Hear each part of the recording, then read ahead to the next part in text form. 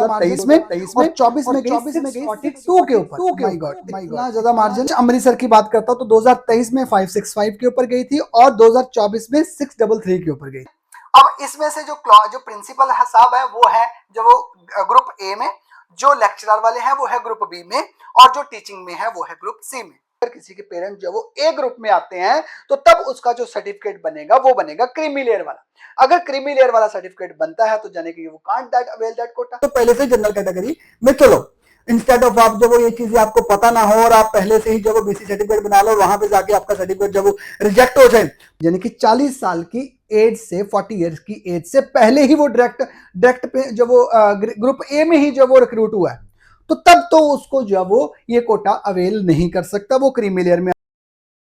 Okay, so very good morning to all of you students. So myself Amit Baral, NEET गुरु चंडीगढ़। सो आज हम जो वो discuss करने जा रहे हैं that is a very important मुद्दा, जो वो बीसी कैटेगरी की बहुत ज़्यादा क्वेरीज थी, जो आपके सामने मैं 1 बाय 1 करके एक बार डिस्कस करूंगा कि क्या क्या क्वेरीज है बच्चों की बीसी कैटेगरी में, क्या क्या प्रॉब्लम्स आती हैं, सो क्या कट ऑफ रहती है, सब क्वेश्चंस जो वो मेरे पास लिखे हुए हैं, बिकॉज मैं सबके क्वेश्चन 1 बाय 1 करता हूँ।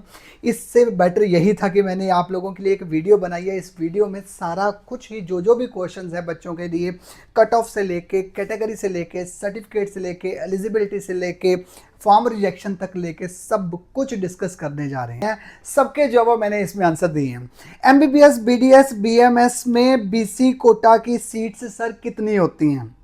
पंजाब में कौन सर्टिफिकेट जब वो वैलिड है, वो बीसी का है या ओबीसी का है? अगर हमने ओबीसी भर दिया है, हमारे पास बीसी का नहीं था, तो दोबारा हमें 1 अप्रैल से दोबारा बनाने की ज़रूरत है या नहीं है?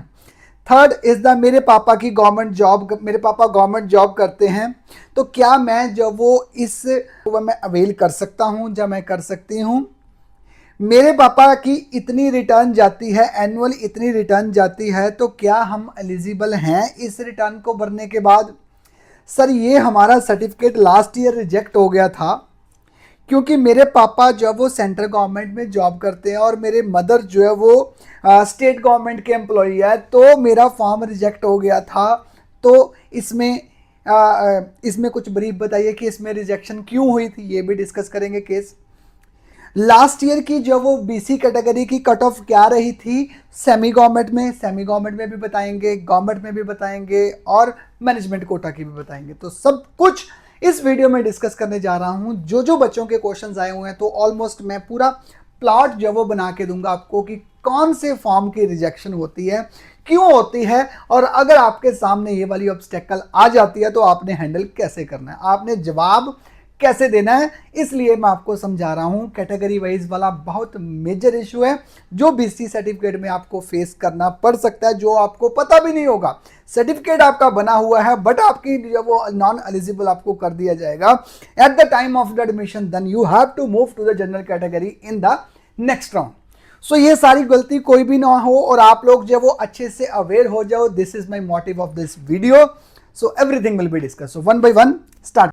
ओके, सो फर्स्ट क्वेश्चन का जब आंसर आपको देने जा रहा हूं कि नंबर ऑफ सीट मैट्रिक्स में डिस्कस कर लेता हूं कि पंजाब में एमबीबीएस में जो वो बीसी कैटेगरी की सीट्स जो वो कितनी होती है। ठीक है, सेकेंड फर्स्ट है मोहाली की, पहले गवर्नमेंट कॉलेज की डिस्कस कर लेते हैं। जीएमसीएच मोहाली की बात करते हैं तो टोटल 8 सीट्स होती हैं। अमृतसर में 19 सीट्स हैं, पटियाला के अंदर 19 सीटें हैं और फरीदकोट के अंदर 12 सीट्स हैं, तो टोटल 58 सीट्स होगी। Government college government quota, that's it. Second आ गया प्राइवेट कॉलेज के अंदर। मैंने ऑलरेडी डिस्कस किया हो कि प्राइवेट कॉलेज के अंदर 2 तरह की सीट्स होती हैं, एक गवर्नमेंट कोटा की होती है, एक मैनेजमेंट कोटा की होती है। जो गवर्नमेंट वाली कोटा की होती है उसी को सेमी गवर्नमेंट की सीट्स बोलते हैं। तो सेमी गवर्नमेंट की सीट्स जो वो कितनी होती हैं पंजाब के अंदर प्राइवेट कॉलेज के अंदर की नंबर ऑफ सीट्स कितनी है? फर्स्ट आ गया डीएमसी लुधियाना, 5 सीट्स है डीएमसी लुधियाना में। पिम्स जलंधर के अंदर 8 सीटें हैं, ज्ञान सागर के अंदर 7 सीट्स है, रिमट सरहंद के अंदर 3 सीट्स है, आदेश बठिंडा के अंदर 8 सीटें हैं, एसजीआरडी के अंदर 7 सीट्स हैं, सीएमसी लुधियाना के अंदर 1 सीट है, तो टोटल होगी 39 सीट्स होगी आपकी सेमी गवर्नमेंट्स की। Now next is management quota. Management quota की बात करते हैं तो डीएमसी लुधियाना में 5 सीट्स हैं और पिम्स जलंधर के अंदर जो वो 7 सीट्स है, ज्ञान सागर बनूड़ के अंदर जो वो 8 सीट्स है, रिमट सरहंद के अंदर 2 ही सीटें हैं और आदेश बठिंडा के अंदर 7 सीट्स हैं, तो टोटल होगी 29 सीट्स। तो गवर्नमेंट की 58 सीट्स आ गई, सेमी गवर्नमेंट की 39 सीट्स आ गई और 29 सीट्स आ गई आपकी जब वो मैनेजमेंट कोटा की, तो टोटल राउंड बोर्ड लगा के चलिए कि आप 125 के करीब जो वो सीट्स हैं टोटल बीसी कैटेगरी की पूरे पंजाब के अंदर। सो यहाँ पे सीट जो वो किसको मिलती है, ये था सीट मैट्रिक्स, मैंने आपके साथ डिस्कस कर लिया। ओके, नेक्स्ट क्वेश्चन आया हमारे पास, सर मेरे पापा गवर्नमेंट जॉब करते हैं, क्या मैं सीट जो वो ले सकता हूँ, बीसी कैटेगरी को अवेल कर सकता हूँ कि नहीं। ये क्वेश्चन के लिए क्या है, बेसिकली दो क्वेश्चन मैं इसके साथ में एक क्वेश्चन ऐड कर देता हूँ कि बीसी कैटेगरी के लिए जब वो गवर्नमेंट जॉब करते हो तो वो ले सकते हो या नहीं ले सकते हो। दोनों ही आंसर है, ले भी सकते हो नहीं भी ले सकते हो। वो कैसे है उसके लिए मैं आपको बताता हूँ। पहले तो मैं इस क्वेश्चन के साथ ऐड करता हूँ कि बीसी सर्टिफिकेट होता क्या है और आपने बनाना कैसे होता है। सबसे पहले जब वो जो बच्चों के क्वेश्चंस आए थे कि सर हमने जब वो बीसी कैटेगरी के सर्टिफिकेट हमारे पास नहीं था, हमारे पास ओबीसी का सर्टिफिकेट था और वो हमने जब वो अपलोड कर दिया है नीट की रजिस्ट्रेशन में, तो क्या हम जब वो बीसी सर्टिफिकेट जब वो अगर पंजाब में कौन सा चलेगा, बीसी चलेगा या ओबीसी चलेगा, तो वो हमें क्लियर कर दीजिए।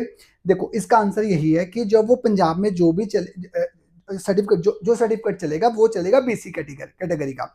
ओबीसी का सर्टिफिकेट पंजाब के अंदर नहीं चलेगा, ठीक है। ओबीसी का चल सकता है क्योंकि आप लोग जब आप नीट की जो रिजल्ट आने के बाद जब आप काउंसलिंग फिल करोगे तो आपने दोनों कॉलेज में अप्लाई करना, आपने सेंटर में भी अप्लाई करना है और आपने स्टेट में भी अप्लाई करना है। जब स्टेट में अप्लाई करोगे तो स्टेट के लिए जो आपका सर्टिफिकेट होगा वो बीसी का चलेगा, जो आपका ओबीसी का सर्टिफिकेट होगा वो ऑल इंडिया कोटा के लिए चलेगा, क्योंकि दोनों ही ऑल्टरनेटिव काउंसलिंग चलेगी आपकी। पहले ऑल इंडिया कोटा का राउंड 1 चलेगा, फिर स्टेट कोटा का राउंड 1 चलेगा, ठीक है। सो दोनों ही सर्टिफिकेट आपको चाहिए। जिन्होंने ओबीसी बनाया हुआ है बीसी बनाना ही पड़ेगा, बिकॉज स्टेट में अगर सीट लेनी है तो आपको जो वो बीसी सर्टिफिकेट बनाना ही पड़ेगा। वो कैसे बनाना है आपको, वहां से आप जो भी फॉर्म फिल कीजिए आपका अपना एमसी से, वहां से जो आपका एमसी से सिग्नेचर करवा के और फॉर्म लेके वहां से सेवा केंद्र जाके सेवा केंद्र में जाके फॉर्म डिपॉजिट कर दीजिए। विद इन 15 to 20 डेज आपका जब वो सर्टिफिकेट बनके आ जाएगा बीसी कैटेगरी का। अब बीसी सर्टिफिकेट का जो वो कौन सा सर्टिफिकेट बनना है, एक क्रीमी लेयर का सर्टिफिकेट होता है, एक नॉन क्रीमी लेयर का सर्टिफिकेट होता है। तो इसी क्वेश्चन के अंदर मैं जो बच्चे ने क्वेश्चन पूछा है कि मेरे पापा गवर्नमेंट जॉब है, क्या मैं सीट ले सकता हूं।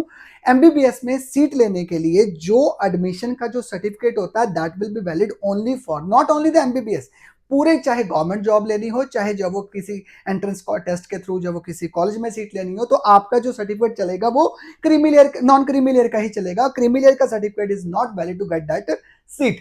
सो आपको जो सर्टिफिकेट बनाना, अब आपके पापा जो वो आपके पेरेंट्स जो है वो कौन से जो वो स्लॉट में आते हैं, वो क्रीमी में आते हैं या नॉन क्रीमी लेयर में आते हैं।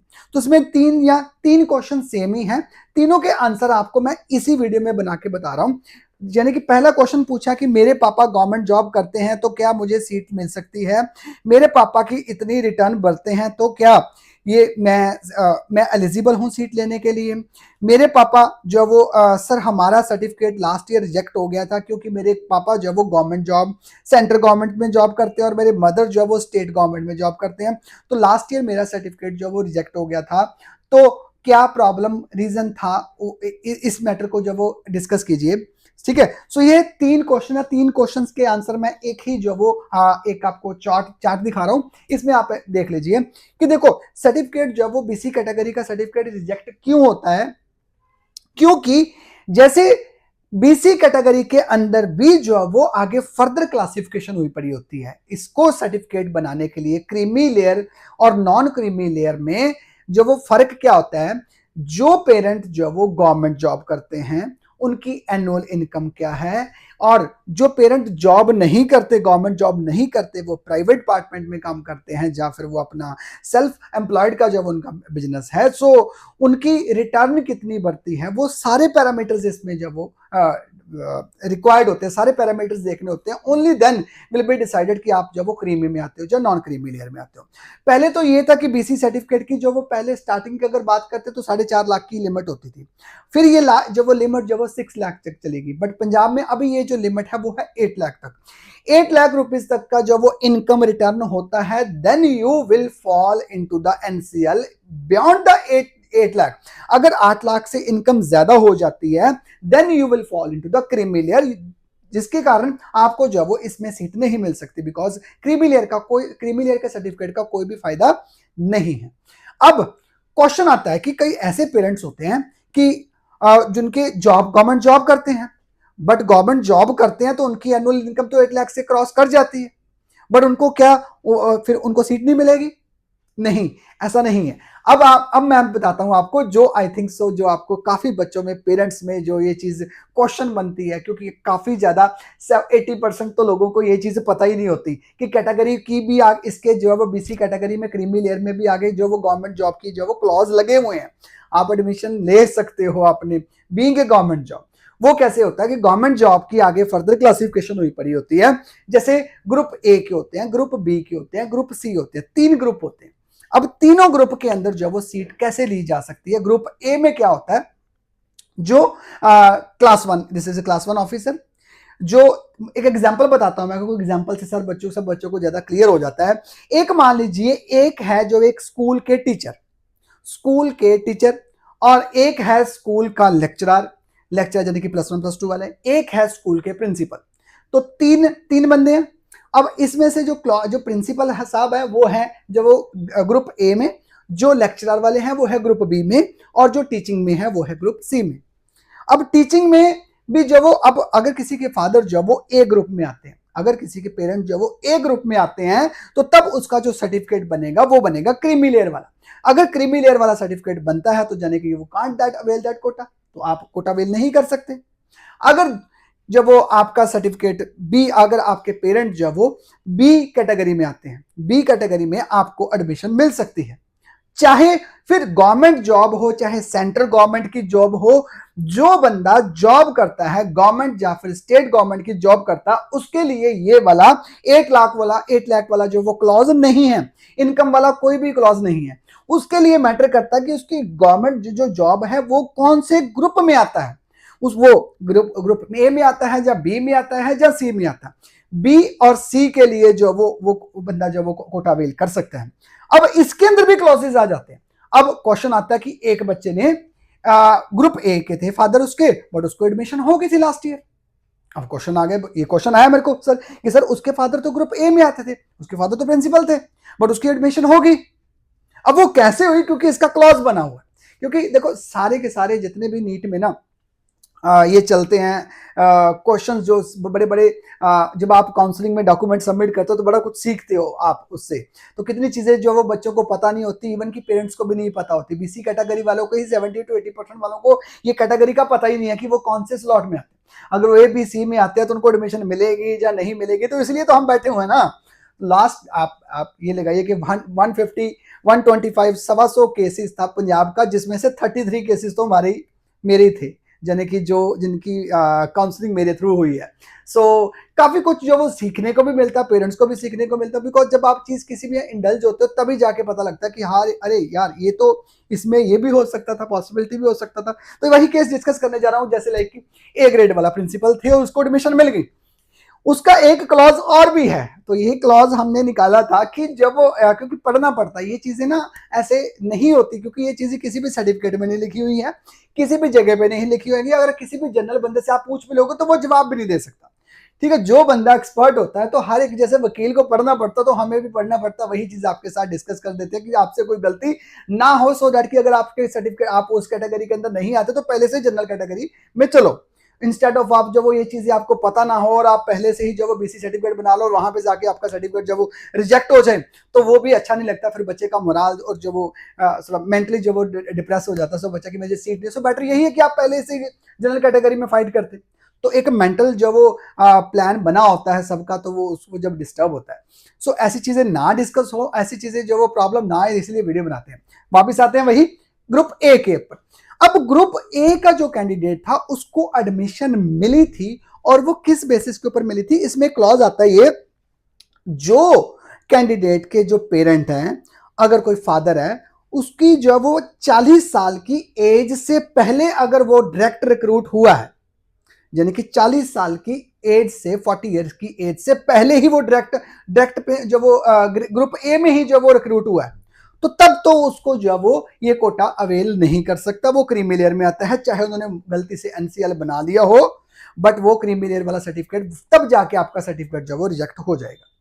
अगर ए वाला है, अगर जब वो कोई ग्रुप ए के अंदर आता है, बट उसका ग्रुप ए जो बना है वो प्रमोटेड बना है, यानी कि 40 साल की एज के बाद अगर जो वो बी वाला कैंडिडेट ए में जो वो शिफ्ट होता है, देन वो एलिजिबल है वो बीसी कैटेगरी के जो वो एनसीएल में कोटा को वेल करने के लिए। तो ये क्लॉज होता है। सो मतलब ये चीजें सारी नहीं पता होती तो ये डिस्कस करनी जरूरी थी, बिकॉज ये बहुत ज्यादा डेप्थ के लूप होल्स हैं काउंसलिंग के, जो बच्चों को पेरेंट्स को नहीं पता होते। तो ये मैं डिस्कस कर दिया बिकॉज मेजर इशू था, फॉर्म रिजेक्शन हुई थी, क्यों रिजेक्शन हुई थी, ये सारी चीजें क्लियर करनी जरूरी होती है। ठीक है, सो इसमें आई थिंक 2 बच्चों के क्वेश्चंस हो गए, क्लियर हो गए। हाँ, अब दोनों एक चीज ध्यान रखना, अगर बी कैटेगरी वाला है, एक और केस आया, एक केस में ये बताता हूं कि सर मेरा सर्टिफिकेट बी का था, मेरा सर्टिफिकेट बी का था, मेरे फादर की जो वो जॉब, जब वो फादर की जॉब बी कैटेगरी में थी, बट मेरी एडमिशन नहीं हुई, मेरे को भी क्रीमी लेयर में कंसिडर कर दिया। अब उस केस में क्या था, उसके फादर की जॉब बी में थी बट उसके मदर भी वर्किंग में थे। जब किसी के फादर और मदर दोनों ही बी ग्रुप में हो, यानी कि दोनों लेक्चरशिप में है, देन ये कोटा वेल नहीं कर सकते आप। ना ए में मिलेगा, अगर दोनों में से कोई ए है तब भी नहीं मिलेगा, अगर दोनों बी में आते हैं, दोनों लेक्चरर है, दोनों लेक्चरर टीचिंग वाला, मेरे को ज्यादातर केसेस मेरे पास में जो आए थे वो टीचिंग लाइन वाले आए थे, तो इसमें समझाना मेरे लिए इजी है। लास्ट मेरे पास एनएफएल के जो वो फर्टिलाइजर, ठीक है, नंगल डैम में जो वो, उसमें भी केस थे जो वो ग्रेड बी ग्रुप बी में थे जहां फिर ए में थे, तो उनका बन सकता था, बट ये चीज उनको नहीं पता थी। अगर बी वाले को जो वो क्रीमी लेयर बन सकता, उसके लिए मैटर नहीं करता। पेरेंट्स इतने जो वो सोचते, कुछ ऐसे पेरेंट्स सोचते हैं कि जब वो हमारा सर्टिफिकेट, सर मेरी जो वो इनकम जो है वो 12 लाख से ऊपर है, तो मेरी 12 लाख से ऊपर 8 लाख की तो लिमिट है। और भाई आप लोगों के लिए ये नहीं मैटर करता कि आपका 12 लाख रुपया सैलरी एनुअल बन रही है या आपकी इनकम जो है वो 8 लाख बन रही है, ये चीजें आपको नहीं पता। ठीक है, बट आपको इनकम पता, बट आपको ये नहीं पता कि आपका सर्टिफिकेट उसमें जो आप कोटा वेल कर सकते हो। 8 लाख की लिमिट आप लोगों के लिए इंप्लीमेंट नहीं होती, ये उन लोगों के लिए इंप्लीमेंट होती है जिनकी जो है वो आईटीआर या फिर पर्सनल प्रॉपर्टीज है या फिर प्राइवेट बिजनेस है, उनकी 8 लाख से ऊपर जो वो एनुअल इनकम ज्यादा ऊपर जाती है, तब जाके वो उनके लिए 8 लाख का क्लोज है। गवर्नमेंट जॉब वालों के लिए इनकम वाला कोई इश्यू नहीं है, उनके लिए है जब वो स्लॉट ग्रुप ए में है, ग्रुप बी में है, ग्रुप सी में। अब पता लग गया, दोनों बी वाले होंगे तब भी नहीं बनेगा एडमिशन, एक ए वाला होएगा नहीं एडमिशन होगा, दोनों बी वाले होंगे नहीं एडमिशन होगा। अगर एक बी वाला है एक सी वाला है, एडमिशन हो जाएगा। एक दोनों ही सी वाले हैं, चाहे सेंट्रल गवर्नमेंट में, चाहे उनका जो वो पैकेज ही 15 लाख का है, तो एडमिशन इज डन। तो ये सारे कैटेगरी स्लॉट्स होते हैं जिसमें एडमिशन आप ले सकते हो। तो ये मैंने आपके साथ डिस्कस कर लिया कि क्या क्या जब वो क्राइटेरिया होता है जिसके थ्रू आप एडमिशन ले सकते हो। ओके, अब हम डिस्कस करने जा रहे हैं that is cut off. Last year की जो वो बीसी की कट ऑफ क्या रही थी, बिकॉज और इस बार की एक्सपेक्टेड, कुछ बच्चे वेट तो करें कि सर इस बार की बीसी की कट ऑफ जब एक्सपेक्टेड क्या रहेगी, और पिछली जो वो कट ऑफ क्या रही थी 2023 में क्या रही थी। तो मैंने 2 को माइलस्टोन, आप 2023 को भी माइलस्टोन बना के रख सकते हो इस साल के लिए, क्योंकि हर साल पेपर लीक के कोई इशू नहीं होता, एक साल होगा पेपर लीक, बट हर साल थोड़ा ना पेपर लीक होता है, बिकॉज लास्ट ईयर में 2024 और 2023 के अंदर बहुत ज्यादा मार्जिन था, इतना तो गवर्नमेंट के अंदर मार्जिन नहीं था जितना इसमें डिफरेंस था। मैं साथ साथ में मेंशन करता हूं, 2023 की भी मेंशन करूंगा और 2024 की भी मेंशन करूंगा। पहले मैं डिस्कस करता हूं मोहाली की गवर्नमेंट, पहले मैं गवर्नमेंट कॉलेज के डिस्कस कर लेता हूं। गवर्नमेंट कॉलेज मोहाली की जब वो बीसी की कट ऑफ गई थी 569 पे 2023 में, और 24 में गई 642 के ऊपर। माय गॉड, इतना ज्यादा मार्जिन। जीएमसीएच अमृतसर की बात करता हूं तो 2023 में 565 के ऊपर गई थी और 2024 में 633 के ऊपर गई थी। पटियाला की बात करते हैं तो 594 के ऊपर जो वो गवर्नमेंट में 2023 में गई थी और 2024 में 645 के ऊपर गई है। फरीदकोट की बात करते हैं तो 556 जो गई थी 2023 में और 631 के ऊपर गई थी जो वो 2024 में। अब 2024 के बाद जब वो 2025 में क्या रहेगी, ठीक है। सो इसके लिए एक्सपेक्टेशन की जो वीडियो मैं तभी बना सकता हूं बिकॉज मैंने आपको ऑलरेडी भी बताया था कि expected video, expected cut off के ऊपर कोई भी बंदा वीडियो इस टाइम के ऊपर नहीं बना सकता। एज ए टीचर काउंसलर के साथ साथ I am also a NEET mentor of the biology जो सब्जेक्ट। सो मैं आपको यही सुजेस्ट करता हूं भाई आप इसकी एक्सपेक्टेशन के ऊपर अब मत बैठिए कि आपकी बीसी कैटेगरी, आप जनरल को ही लेके चलिए। एक्सपेक्टेशन जो वो तब बताएंगे आपको जब आपका एग्जाम हो जाएगा। जब एग्जाम हो जाएगा तब मेरी एक्सपेक्टेड वीडियो ही चलेगी, because I am the expert in the expected videos, research analyst. अगर आप लास्ट ईयर की मेरी वीडियोस देखोगे तो एक्सपेक्टेड वीडियो ही मेरी चलेंगी एग्जाम के बाद। फिर हमारे पास कोई मुद्दा तो होगा नहीं, तो हम यही डिस्कस करेंगे कि एक्सपेक्टेड कट ऑफ क्या रहेगी। हर बच्चे के दिमाग में क्वेश्चन यही रहेगा कि सर मुझे एडमिशन मिल जाएगी या नहीं मिलेगी। सो everything will be discuss in the last आपके एग्जाम के बाद। ठीक है, सो ये था पूरा बीसी का। मैंने जो भी क्वेश्चन थे, बड़े ज्यादा मैसेजेस आ रहे थे, मैंने आपके साथ क्वेश्चंस डिस्कस कर दिए कि जो बच्चों की क्वेरीज थी। तो बीसी से रिलेटेड अगर आपको लगी है, वाकई में ही लगा है, तो वीडियो को लाइक तभी करना। अब मैं ये बोलूंगा कि अगर आपको वीडियो में लगता है कि अच्छी वीडियो, हमें कंटेंट सुनने को मिला, तो लाइक भी करना, सब्सक्राइब भी करना, और जो भी आपके आसपास वाले हैं उनके पास ये वीडियो पहुंचाना भी आपका फर्ज बनता है। अगर इतना मेहनत करते हैं आपके लिए, तो आपका ये फर्ज भी बनता है कि आप इसको लाइक सब्सक्राइब करके चैनल को सब्सक्राइब कर लीजिए। ठीक है, सो दैट कि एज सुन एज पॉसिबल सब बंदों के पास पहुंच जाए। तो जिनके पास अगर उन्होंने सर्टिफिकेट नहीं बना हुआ या बनाया हुआ, अगर कोई भी अगर आपके दिमाग में कोई क्वेश्चन है तो आप कमेंट सेक्शन में लिख दीजिए। नेक्स्ट आने वाले वीडियोस के अंदर हम जो वो वीडियो में क्वेश्चन का आपका जो आंसर है वो मैं दे ही दूंगा। ठीक है, so if anybody is interested, आपको लगता है कि जो वो हमसे कोई जो वो दिक्कत हो सकती है काउंसलिंग में नीट की काउंसलिंग में, जब हमें जरूरत पड़ सकती है कि सर आपकी गाइडेंस की जरूरत पड़ सकती है। यूट्यूब के ऊपर चैनल एक जनरल काउंसलिंग होती है, बट फिर भी अगर आप लोग एक personal counselling on the basis of your, आप पर्सनल काउंसलिंग चाहते हो कि जब वो आप हमारी काउंसलिंग कीजिए, then you can contact on this given number. So as soon as possible, अगर कुछ काफी पेरेंट्स होते हैं कि सर हमें एग्जाम के नीट के एग्जाम के बाद में आए, तो मैं उसके लिए आपको थोड़ा सा ये बताना चाहता हूं कि लास्ट ईयर भी मेरे जो वो 60 केसेस मेरे से हैंडल हुए थे। 200 केस तो ऐसा था जो हम मेरी ओर से डिनाई हुआ था, यानी कि मेरे पास पावर नहीं थी, इतनी ज्यादा मैन पावर भी नहीं थी कि मैं इतना केस हैंडल कर पाता। सो जितना आप एज सुन एज पॉसिबल मेरे साथ पहले आओगे, आप अपनी एक्सपेक्टेड स्कोर बताओगे, तो उसी के अकॉर्डिंगली माइंड मैप बनाना होता है कि हमें इतना स्कोर आ गया तो हम ये वाली एडमिशन जो वो इस कॉलेज में एडमिशन हो सकती है, हमें पंजाब में करनी है, पंजाब से बाहर करनी है, तो उसके लिए वर्कआउट करना पड़ता है, एक एम्प्लॉय डिप्लॉय करना पड़ता है उसके ऊपर। सो ये क्योंकि फीस तो आपकी उतनी रहेगी, मेरी काउंसलिंग चार्जेस 50% पहले है, 50% बाद है, same fees will be the same.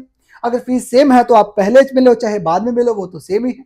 सो मेरी सजेशन यही है कि एज सुन एज पॉसिबल जितना पहुंचोगे उतना ही, फिर हमारी विंडो क्लोज हो गई, फिर उसके बाद में जब हमारी विंडो क्लोज होते थे उसके बाद हमारे लिए केस पकड़ना बहुत ज्यादा डिफिकल्ट हो जाता है, तो फिर हम दरवाजा बंद कर देते हैं। अब करना ही पड़ता है बिकॉज हमारे पास जो भी क्लाइंट आ चुके होते हैं तो उन्हीं की हमने काउंसलिंग करनी होती है, बाकी यूट्यूब के ऊपर चलेगी फिर। ठीक है, जो पर्सनली करवाना चाहते हैं, so as soon as possible, अगर बच्चे नहीं आ सकते तो देयर इज अ पॉसिबिलिटी, कुछ पेरेंट्स ऐसे हैं जो कुछ दूर से भी हैं, तो अगर दूर वाले जो हैं वो भी मेरे साथ जूम में बैठ के जो मेरे को सवाल पूछने हैं, क्योंकि एज ए जो मेरे क्वेश्चंस हो गए, क्योंकि मैं फोन के ऊपर काउंसलिंग तो करता ही नहीं हूं, अगर देयर इज ए पॉसिबिलिटी आप फोन के आप बैठ जाइए, आप जूम पे बैठ जाइए, जो मेरे क्रॉस क्वेश्चंस होंगे, जब बिकॉज एज ए वकील मैंने जब आपका बनना है, तो मुझे सारी जो वो क्वेश्चंस आके आंसर जो मेरे पास सोल्यूशन होने चाहिए, तो तभी वो पॉसिबल है जब आपके साथ मैं बैठूंगा 1.5 आवर, 1 घंटे की जो मीटिंग होगी, then it is possible only for me to help you very wisely. ठीक है, so thank you so much and all the very very best to all NEET candidates.